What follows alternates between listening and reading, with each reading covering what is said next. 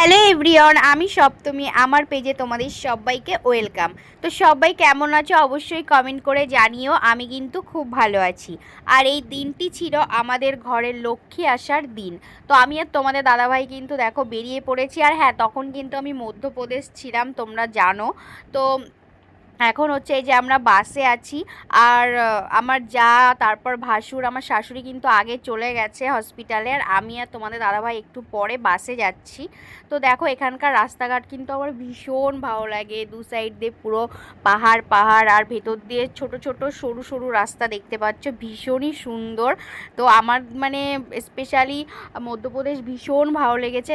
আর এই দিন কিন্তু ভীষণ রোদ বেরিয়েছিল আর প্রচণ্ড গরম পড়েছিল। এটা ছিল অক্টোবরের 1 অক্টোবর ছিল এটা।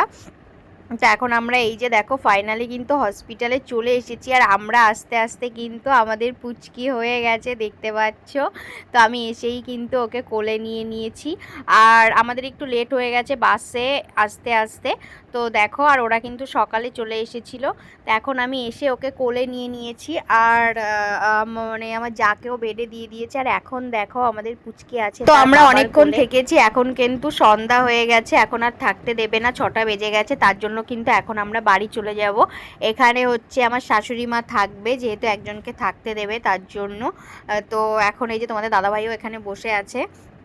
আর দেখো যাওয়ার সময় পুচকিকে বেডে দিয়ে দিয়েছে। আর কি পরিমাণে খেলা করছে, কেউ বলবে এটা ওর ডে 1, এত পরিমাণে খেলছিল।